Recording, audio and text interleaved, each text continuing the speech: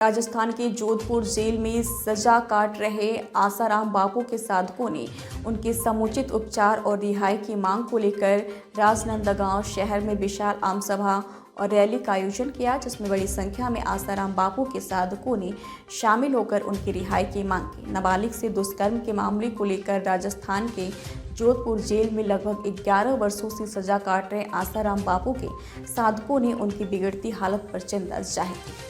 में बैठे हैं, क्या मांग कर रहे हैं? हमारी सरकार और न्याय प्रणाली से यही मांग है कि हमारे बापूजी जो निर्दोष हैं उनको रिहा किया जाए। और मैं निर्दोष शब्द इसलिए लगाऊंगी क्योंकि आप यहाँ पे एक फाइल रखी हुई है और आप वेबसाइट्स में भी देख सकते हैं कि लड़की जो है वो बालिग है, उसको नाबालिग बताया गया है ना। और जो लड़की जो जगह बताती है वो भी जगह गलत है।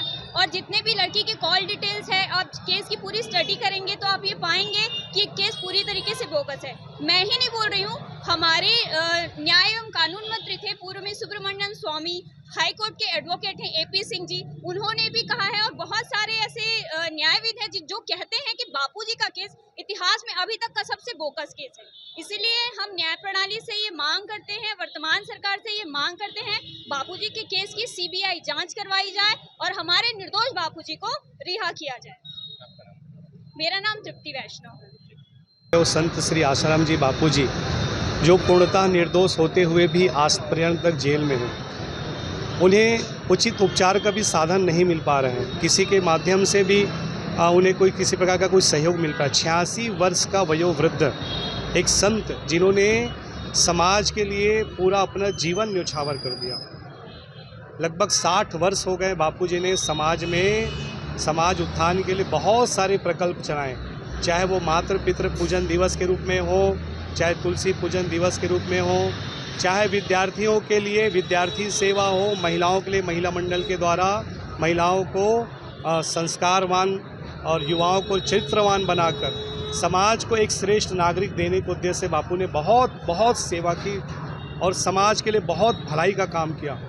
यहाँ पर ऐसे भी लोग हैं जो बहुत ज़्यादा क्राइम करके बैठे हुए हैं और उन्हें छोड़ दिया जाता है। शासन के द्वारा, न्याय पालिका के द्वारा उन्हें बरी कर दिया जाता है, पेरोल दे दिया जाता है, जमानत दे दी जाती है। पर बापूजी के लिए ऐसा सोच क्यों? शासन के द्वारा या फिर न्यायपालिका के द्वारा हमें किसी प्रकार का कोई भी सहयोग प्राप्त नहीं हो रहा है। आज बापूजी, मुझे याद है जब बापूजी जोधपुर जेल गए, उसके पूर्व बापूजी के शरीर में सिर्फ एक बीमारी थी, वो भी मस्तिष्क की। आज बापूजी जोधपुर जेल गए हैं तो कई प्रकार की बीमारियां उनके शरीर में आ गई है। बापूजी का हार्ट में ब्लॉकेज आ गए हैं। 99%, 90% और 75% बापूजी का हार्ट में ब्लॉकेज है। बहुत सीरियस हालत में बापूजी बापूजी के शरीर से लगातार ब्लड प्रसार हो रहा है। बापूजी का हीमोग्लोबिन, जो रक्त का जो हीमोग्लोबिन है वो पूरा गिर चुका है। 3 ग्राम 4 ग्राम ब्लड है बापूजी के शरीर में। लगातार बापूजी को अच्छे उपचार की आवश्यकता है और हम कहीं बाहर नहीं ले जाना चाहते बापूजी को विदेश। हम तो यहीं पे हम बापूजी को अपने जहाँ पर हम आयुर्वेदिक उपचार दे सकते हैं उन जगह पर हम इलाज करना चाहते। उसके लिए भी हमको शासन के द्वारा, न्यायपालिका द्वारा कोई सहयोग नहीं मिल रहा है।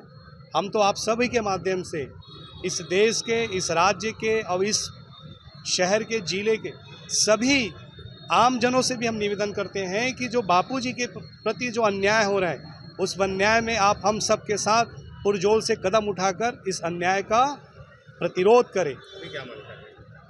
विज्ञापन आज हम यहाँ पर पूर्व भी हमने राजनांदगांव के जितने भी विधायकगण हैं, हमने सबको ज्ञापन सौंपा है।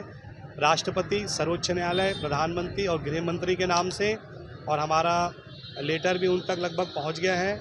आज हम यहाँ पर माननीय कलेक्टर महोदय जी को भी हम यहाँ पर ज्ञापन सौंपेंगे। अभी कुछ ही देर में महोदय जी का आगमन होने वाला है।